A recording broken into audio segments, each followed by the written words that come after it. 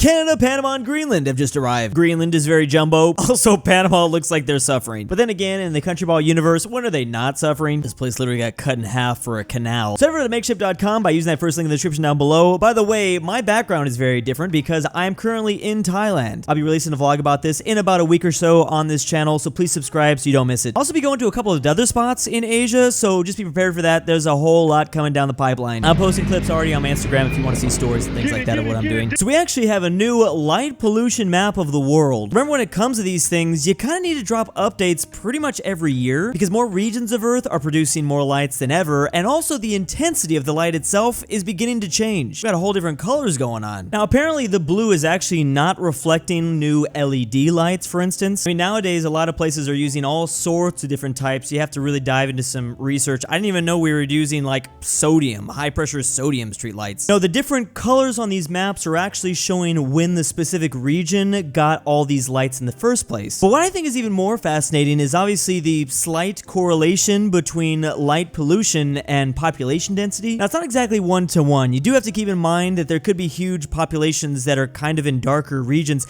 It also shows basically, well, how industrialized certain places are compared to others. But I think it's fair to say that this does somewhat show you, it's like a kind of safe way to look at population density maps. One of the biggest outliers, though, being North Korea. That's why I had to put that little asterisk in there. It looks like South Korea is literally just an island. Don't forget, in this completely black area, there's about 25 million North Koreans that live there. They just don't have a whole lot of light going on. So yeah, like I said, be careful. Don't necessarily use this as a population density map. It is strictly showing where lights are in the world. Australia is also a pretty fascinating country to take a look at because, well, they are pretty much living in pitch black too. That seems to be the case, but remember, most Australians live along this east coast here, and then they live in Perth. But all this is the outback. It's hard to live in the outback, or it's hard to support a population in the millions in the outback. I mean, honestly, why would anyone want to build a city here? And remember, the Australian outback basically takes over the entire continent. I mean, it is the majority of landmass here. This pretty much explains why people really only live along the edges of this continent. This is so random, but I really want to see more strategy map games use light pollution maps. At the very least, just to be able to see where the massive population hubs are, especially the economically developed ones. Like, look at this. Look at this metropolitan area. Couldn't really say that well. Metropolitan area, the Northeast corridor. Because, like, is taking large swaths of New Mexico really going to be all that more beneficial for your country? Imagine if you took a New Mexico piece out of this northeastern part. That's so much power coming out of the US. I love how absolutely jarring the lowlands are in Europe. I mean, the lowlands being basically a majority Netherlands and Belgium. Maybe it helps that their lands are so low. They can just slap lights everywhere. And then obviously Paris can be seen from literally space. Look at Moscow as well. Again, this is why a lot of people can take a ton of Russian lands in invasion and not really get all that much of their power. You got to go for these massive population hubs to really take down the Russians. Also, I cannot look at a light pollution map and not at least talk about Egypt, one of the strangest population densities in the world. They all just live, of course, around the Nile. Everything else is just a desert. Iberia, also pretty jarring because everyone lives along the coast except for in Madrid, Spain. That's pretty much it. Look at all these lights that are like in the middle of the North Sea. What is going on there? UFOs or something? Surprised no one's mentioned the spot between the UK and Norway yet. Is that just all oil platforms or ship traffic or what? The all too famous Doggerland. Quite literally Atlantis. This is the lost Atlantis city, I think. I didn't even believe there was a place called Doggerland up until like maybe like 2 years ago. But yeah, there used to be like an island over this way. Wonder what life is like in those little blips in the middle of Australia. All-night truck stops, Pudunk mining towns?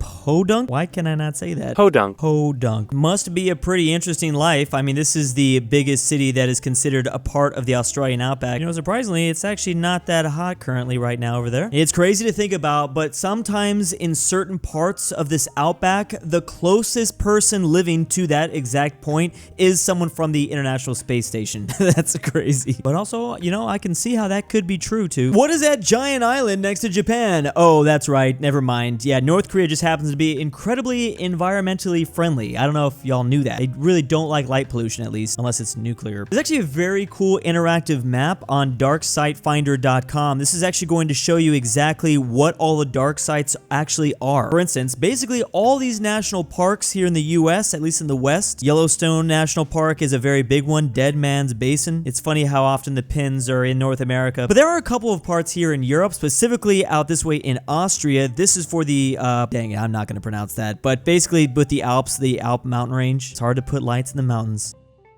Here's a very specific light pollution map. This is of NATO. All NATO countries a part of this treaty are tinted blue on this map. And again, the lowlands literally can be seen from space. Man, the Netherlands, the Netherlands and the Belgians, they really love their lights. You can see as the Italian peninsula literally has a spine mountain range. You got populations on both sides of the coast, but not much in the actual center. Also, I'm always surprised to find out just how rural some parts of France actually are. They've got like really strong dots, but then there's like nobody living here. That compared to a place like Turkey, like almost every spot has like a pretty good amount of light coming from it. Well, especially Istanbul. That's insane. Because we're looking at this from the perspective of NATO, this could also be seen as like a nuke target map. I don't know why I just said that, but if you want to defend your country or side from nukes, these are the places to defend. This is where people are living. Or if you're looking for a place to nuke, I don't know why. I'm just saying. This is a dark thought. I don't know why I'm talking about this, but I can't help it. Does anyone else think about that stuff when they see this? Like, I'm just like, oh, when I'm playing a game, if I want to nuke a certain spot, I'm obviously going to hit that big, bright yellow. Never mind. Let's move on. All the countries which lost volunteers in the Russian-Ukraine war. Are we talking about on both sides here? There seems to be over 2,000 combatants that have been lost outside of those two countries. Interesting. We are only talking about the Ukrainian side because there's definitely been lost North Koreans, but I guess we don't really have the data on that stuff on the Russian side. I remember specifically seeing on TikTok videos of like Colombian mercenaries fighting for Ukraine's side. And yes, Colombia is here represented. Oh no, we do have lost volunteer soldiers fighting for Russia, so we don't really know the numbers on North Korea yet, unless the North Koreans haven't lost a single soldier yet, which I seriously doubt. So seeing volunteers fight for the Ukrainian side in NATO, not shocking. However, one very shocking stat though, these purple countries have had volunteers die that fought for both Ukraine and Russia's side. So the USA, China, Japan, all these central, not all, but a lot of the Central Asian countries, Belarus actually had volunteers fighting for Ukraine. That's I thought they would all fight for Russia. Serbia also has apparently had at least one volunteer fight for Ukraine and die, and one volunteer fight for Russia and die. What is this map? It looks like someone literally colored this in. It's actually a little bit more surprising that there's not more purple on this list. Again, you had to have actually lost your life. Maybe there are certain like countries that have had volunteers fight for, you know, Ukraine or Russia, but they just haven't passed yet. Or maybe they survived. I shouldn't say passed yet. That sounds weird. Of course, there are some Cuban volunteers fighting for Russia. Russia also has Bosnian, Syria, Iraq, Turkmenistan, India. It is the most populated country on earth. They've only had volunteers fight for Russia and die. There wasn't a single, out of the 1.5 billion Indians, there wasn't a single one that's fought for Ukraine. That's kind of crazy. Afghanistan. Okay, well, you know what? Afghanistan has history with, you know, Russian invasions. I'm not surprised they're supporting the Ukrainians here. It's like Finland, too. Finland obviously is going to support anyone that Russia is invading. Bro, that's NATO countries, also like Estonia and Lithuania, there's at least one volunteer that fought and died for Russia. So there's only 3 NATO countries that have done that so far. A lot of Africa, Russia is definitely winning this volunteer battle for this continent. We've only had South Africa. All right, looks like Israel's in blue, I think, but I also can barely read this. Is this an AI generated map? What is this? Oh, 1,000 have been wounded, I see. Ukraine has actually had more volunteers, almost double that of Russia's. I mean, Russia kind of has the manpower on their side. Ukraine doesn't, so I guess that's probably why. There's also at least one Finn who apparently died on the Russian side. How come North Korea didn't lose any soldiers fighting for Russia? I doubt any of them were volunteers. Yeah. Everyone seems to be talking about the both nations category, like China and Serbia, also Japan and Bosnia. This is what I was saying, though. It's actually surprising that we don't see way more purple countries, just because, I mean, there's individuals in every country that probably have radically different thoughts. Source, trust me, bro.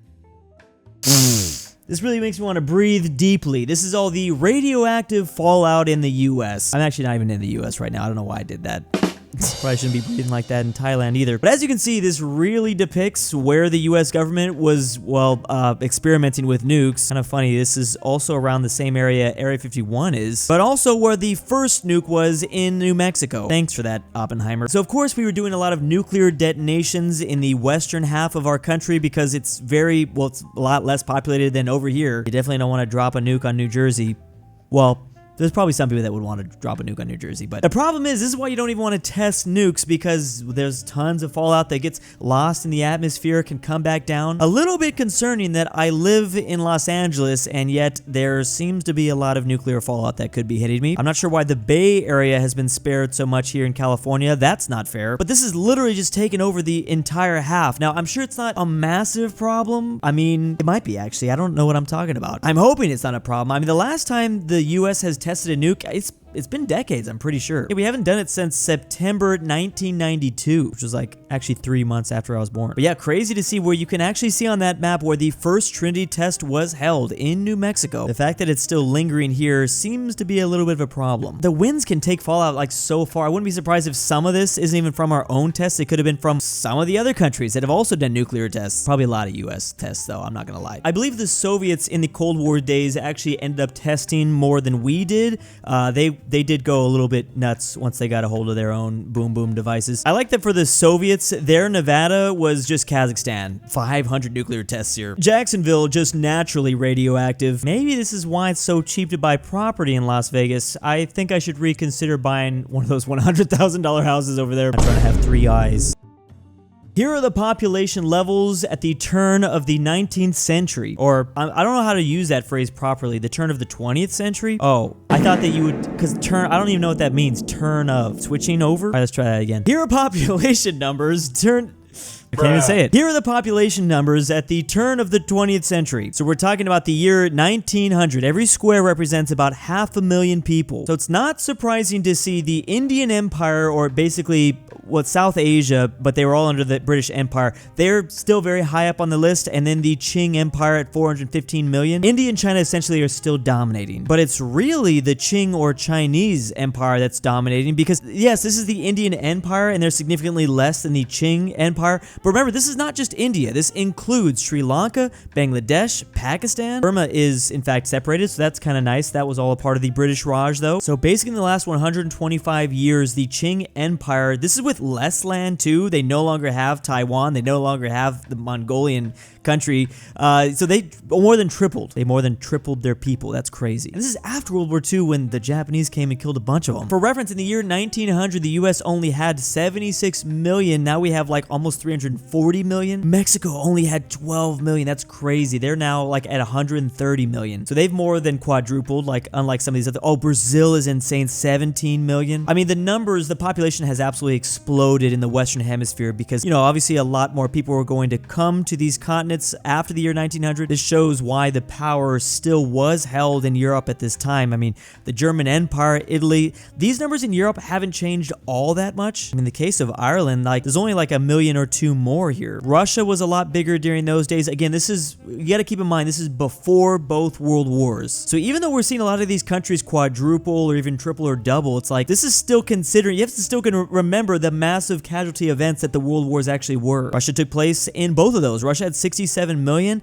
They've doubled since then. Oh, that's Russia, but the entire Russian Empire, which includes Central Asia, which includes Finland at this time, the Baltic region, Poland, Africa had like nothing. But I also really wonder, I don't think we really had the data to figure out how many people were in Africa. In fact, all these numbers need to be taken with a grain of salt. Even to this day, we don't know the exact population that's in China, for instance, or even in India. In fact, when you Google world population and you see this 8 billion number, that's not exact. That could be hundreds of thousands off, more or less. That's a guesstimate. And that's actually probably how we came up with these numbers, is we use the current numbers that we know for sure, and we're kind of able to calculate through demographics what was going on back then. I think the British Empire had a pretty good like counting system, maybe the French, the Germans, but for some of these other places, I don't know. Like the Ottoman Empire, seeing them at only 30 million, Greece at 2.8, it's crazy. Oh my goodness, there was only 4 million people in all of Australia. New Zealand didn't even have 1 million. Luxembourg at barely 250,000, and that was a nation. That was a whole country. This really helps to explain how European countries were able to colonize African countries. There barely was anyone there. I mean, I guess, but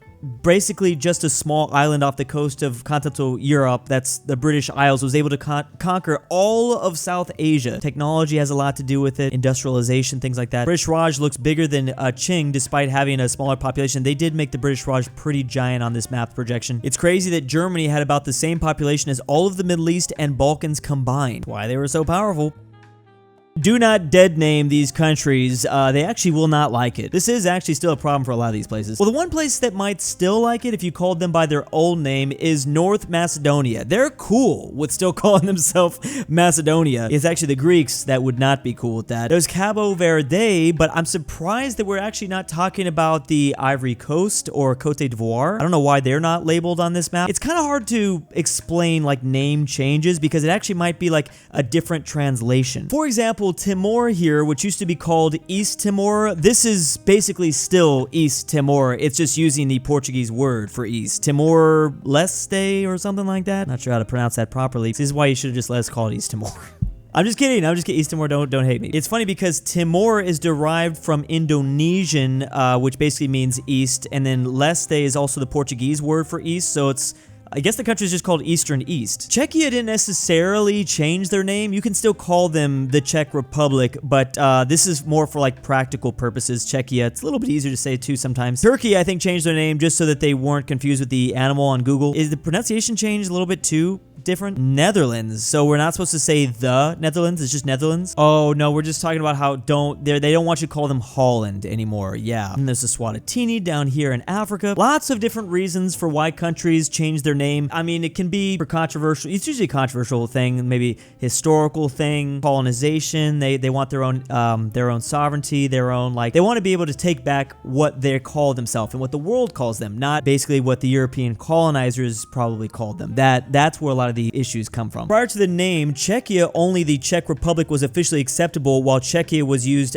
in spoken language. The map should really differentiate between actual name changes and the country asking for a different international translation. Yes, because remember, every language has like a different way of calling certain countries. Like for instance, in English, we say Japan. They don't call themselves Japan. They call themselves Nippon. I'm probably not pronouncing that right, but something like that. Oh, Serbia. We got the interesting case of Serbia, who used to be Serbia-Montenegro until Montenegro became an independent nation, so they had to just become Serbia. It was only Serbia. From Republic of Hungary to Hungary in 2011. Man, gotta short it sometimes. That's what I was wondering. Technically, South Sudan counts too. Big ol' thanks to my patrons over at Patreon. Come out here calling bro a history expert. Tambre, Drew's Argentinian Trust Fund, NordTyrol, Nolan, Miglu the Goat, LuxembourgLover, KirinoIsBestGirl, KingBearHaze, Fredrik Tibblin, DOOCHBAGGINS, Pavlik, Carmel Saida, AlexandertheTerrible. If you'd like your name here, check out that link in the description down below to patreon.com.